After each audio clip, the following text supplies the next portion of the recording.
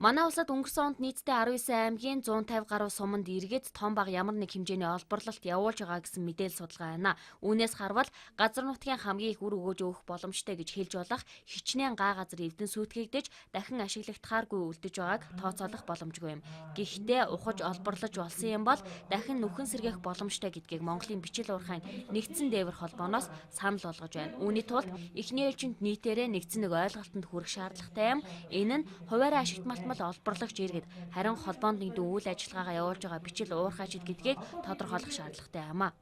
Хуваарай ашигт малтмал олборлагч иргэн гэдэг бол одоо нийтийн хэллэгээр нинжа гэдэг нэрлэгдчихсэн хувь хүн эхэлж байгаа.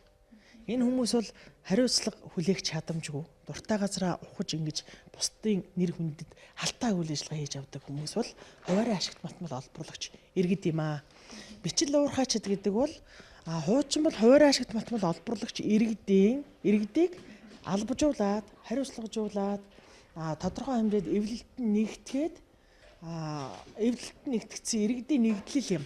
Монгол улс одоо энэ бичил уурхайч гэдэг асуудлыг ингээд нинжа нар гэдээ гараад ирсэн энэ асуудал дээр бол хяналт тавьж чадаагүй одоо энэ амьдрахын тулд энэ бичил уурхай руу ингээд ороод хуваарай ашигт малтмал олборлоод ингээд ирсэн байгаа байхгүй. Тэгэхээр эднэр маань ингээд шинэ газрыг ч ухаад тонкоод ийм асуудал болгоцсон байж идэг том уурхаанууч нөхөн сэргээлт гэдгийг мэдгүй байгалийнхаа баялагийг хүртчихэл ингээл орхиол явж идэг ийм асуудал аль алинаа л байсан байхгүй газрын асуудал дээр бол.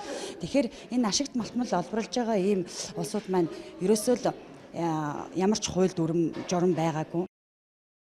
Бичил уурхайчдыг нэгдсэн бодлогоор дэмжин ашигт малтмал олборлосны дараагаар нүхэн сэргээлт явуулахад төрийн үүргийг чухал хэмээн тэд үзэж байна. Учир нь төрөөс эрдэс баялагын салбарт баримтлах бичигт бичил уурхай эрхлэгчдийн талаар олон янзын хувилбар гарч байгаач эдийн засгийн байнгын хороон дээр гэхэд айжмаар халах, устгах, дэмжихгүй гэх мэт санал гарсныг онцолж байна. Бичил уурхайчид зохион байгуулалтанд ороод төр дэмжээд өгвөл 96.1 га газрыг нүхэн сэргээж, нүхэн сэргээлтийн дундын сандаа 279.8 сая төгрөгийг төвлөрүүлэх ажээ. Энэ мэтчилэн сайн үр дүн гарч байгаа учраас хуваарай дуртай газраа олборлолт явуулж зохион байгуулалтанд орохгүй байгаа иргэдтэй ширүүн тэмцэхээ амласан юм а. Бичил уурхайчид гэдэг нь өнөөдөр бас ингээд тодорхой хэмжээний хөрлийн зохион байгуулалтанд орсон Монгол улсад хэрэгжиж байгаа хууль тогтоомжийн дагуу үйл ажиллагаа явуулж байгаа эдгээрл хүмүүс байхгүй юу.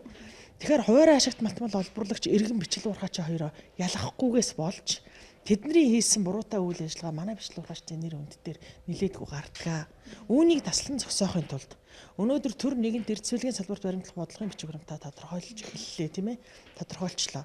Тэгэхээр нэгэнт одоо ингээд уул уурхайн салбарт баримтлах бодлогын бичиг баримтыг төр тодорхойлсон юм чинь хуваарай ашигт малтмал олборлагч иргэд минь та нар хариуцлагатай бичил уурхайчдын зохион байгуулалтанд орсон игнэнд илсэн орооч. Тэр газараа бол бүрэн одоо ашиглаж дуусаагүй байж нөхөн сэргээлт хийчих юм бол эргээл ухагдана гэсэн үг шүү дээ тий. Тэгэхээр өөр шинэ газар хайгаа явах боломжгүй. Тэгэхээр бид нар бол яг л хуулийнхаа хүрээнд ажиллаж эхлэх юм бол хаягдл газар дээр ажиллалаа. Хаягдл газар дээр ажилласныхаа дараа бүрэн нөхөн сэргээлт хийлээ. Хуримтлалынхаа санд нөхөн сэргээлтийн хуримтлалын санд мөнгө төвлөрүүллээ. Дүүцүүлэх нөхөн сэргээлт гэж ярьж байгаа. Энэ болохоор дүүцүүлэх нөхөн сэргээлт маань болохоор өөр нэгэн одоо ойжуулах ч юм уу тий. Одоо бас мод тарих тэр гол мөрнийг одоо хамгаалах ийм асуудал дээр бид нар бас төлөвлөгөө анхаарч байгаа. Нэгэнт төрийн бодлогод тусгагдсан бичил уурхайчид үйл ажиллагаагаа явуулах газрын асуудал чухал байна хэмээн тэд төрийн түвшээдэд хүргүүлж байна. Өөрөөр хэлбэл бичил уурхайчид тус салбраас хуваарай ашигт малтмал олборлагчдыг шахаж байгалийн баялагыг холбоондоо нэгдсэн бичил уурхайчдад хүртээж хариуцлага өрнө гэж хэлж байна.